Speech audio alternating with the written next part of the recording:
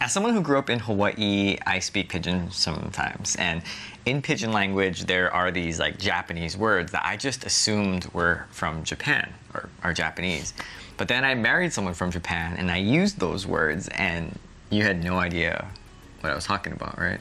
I thought you were speaking some kind of different language. And I was like, what are you talking about? So let's go over 10 Japanese words that we use in Hawaii, but that aren't actually used much in Japan. Now, some of these words are just very uncommon, but a lot of them, they don't mean the same thing. And by the way, in linguistics, these types of words are called loanwords, in case you're curious. Bocha. Bocha means bath. And usually we use it for like little kids, like, oh, okay, I'm gonna give our son bocha, like give him a bath. When I first moved here, and then you were like, oh, I'm gonna take bocha. I was like, bocha? Like, bocha? I was like, what the heck does bocha mean? And then I'm like, and then you're like, oh yeah, it's bath. And then you thought that was originated from Japan. I was like, no, we don't call it bocha. We use ofuro. Ofuro. Ofuro. Yeah. So we tell our son, ofuro, like, ofuro hairu yo. He's like, let's take bath. We'll see what word my son learns, probably ofuro, but we use bocha. Girigiri. And if you're from Hawaii, you know what this means. Girigiri is that spot on the top of your head where it's kind of like your balding spot as a kid. It's where your hair spirals. The saying is like, oh, like if you see like a big one, like a big spiral, or you see multiple spirals, the kid is like very wild. So that's what they say. It's like girigiri, yeah. So for our son, he has two sitting on top of his head. Just like you, right? You got it from you. Oh, I guess. What? Yeah, but I only see one though. But people say that your mom. Oh yeah. You have two or something. Oh really? Oh, I always thought I only had one. We come across this a lot in Hawaii. Like, I was carrying our son, and then this lady was like, "Oh wow, two girigiris, gonna be wild." And I was like, "Yeah, he's pretty active." So we call those spots tsumuji. But then girigiri itself, we use it as a word. It means like to reach towards the top or to the maximum. Like, let's say, for the ofuro, you pour the water as much as possible. Like girigiri mizu wo ireru. Girigiri, like to like the top. Like almost. the peak. It's a peak. Girigiri made, or like put the water to the. Cup in the cup as much as like towards the top, like girigiri made. But then when I first heard people say giri, oh, your son's girigiri, and I'm just like, oh. I was like, what, girigiri? Like Chris had to explain to me what it meant. John can pull. In Hawaii, this is rock paper scissors, right? You go, John can pull, I can show, right? That's rock paper scissors here in Hawaii. But in Japan, what do you guys call it? Janken pon. Aiko desho. Janken poi. Hey, janken poi. Yes, Janken po. I can show. I po. Janken po. So in Japanese, when you play rock paper scissors, like rock paper scissors. I think in English you could just continue to say rock paper scissors. But if we both put out the same, you have to say aiko desho. Aiko desho. Aiko desho. Aiko desho means because you assume the same. Yeah. But then how do you guys do janken pon? Aiko desho. That's it. In janken pon. Yeah, you see going back. Yep.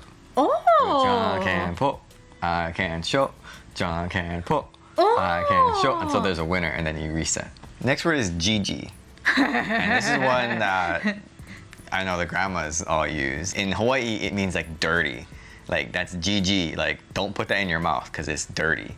So that's how we use it here in Hawaii. And I assume this was Japanese, but No. So how would you say like that same idea in Japanese? Bachichi.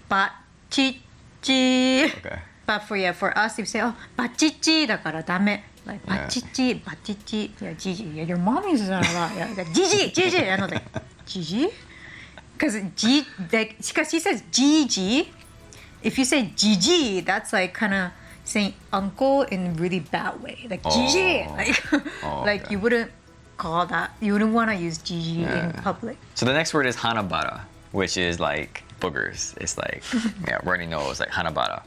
And so in Hawaii, that's pretty much what you call it. You also refer to like childhood days. We say Hanabata days. That means like small kid time, like childhood. Yeah. So, but Hanabata is mostly like, yeah, that's not Japanese.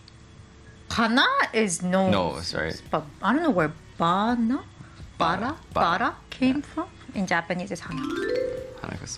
Musubi. And I know that they use musubi in Japan, but in Hawaii, musubi, when you say musubi, people have like an image of what musubi means. It's like spam musubi or like, you know, like basically like rice ball with nori, but like spam musubi, right? That's what we call it. But then in Japan, what is the more common term? We call it onigiri. Yeah, some people use musubi, but you put o in front, so omusubi. Yeah. Omusubi. But onigiri is more common. I don't really hear that many people say omusubi kudasai or like omusubi. This is one of my favorites, Kakimochi. Basically, Kakimochi is arare, or it's like the small rice cracker that we eat in Hawaii, and it's salty. It's not sweet. It's pretty salty. I guess, is there Kakimochi? It's more like arare? Yeah. Arare kana? Arare is more known word to refer to kakemochis in Hawaii. Oh, okay. Yeah, but in Japan, what do you guys say? we usually we use senbei more, yeah. Senbei ka arare. I mean, because arare actually means small senbeis, you know. Yeah.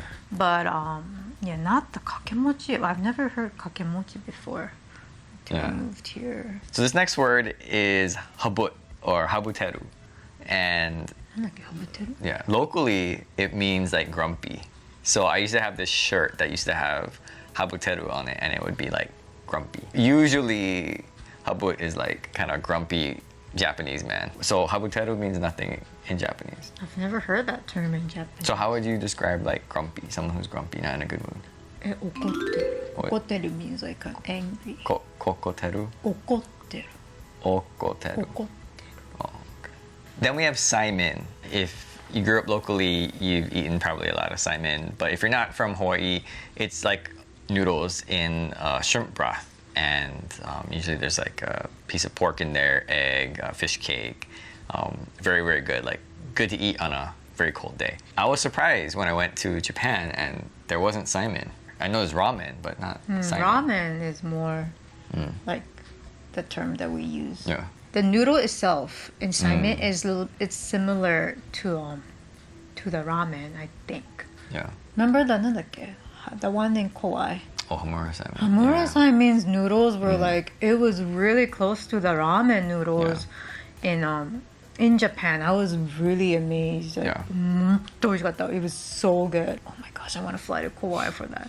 But yeah, Saimin, I don't think there is such a term. Well, when we went to the Okinawan festival, they had Okinawan soba, soki soba. Yeah, that was like... So that was like Saimin. That was like Saimin. Like, I was so surprised when I ate it, because I'm like, I gotta eat this. What am I eating?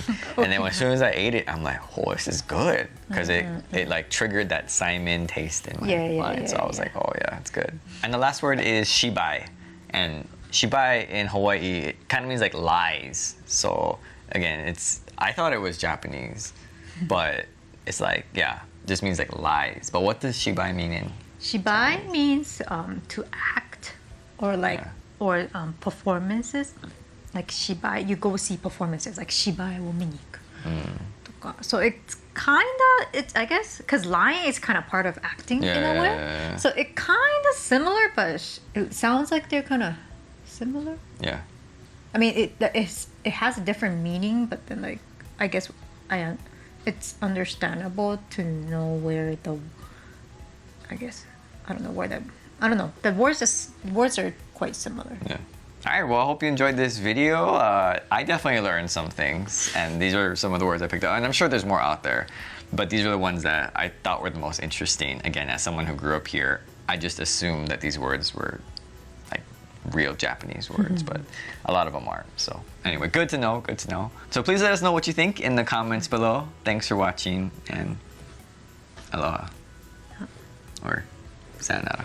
さよなら。またね。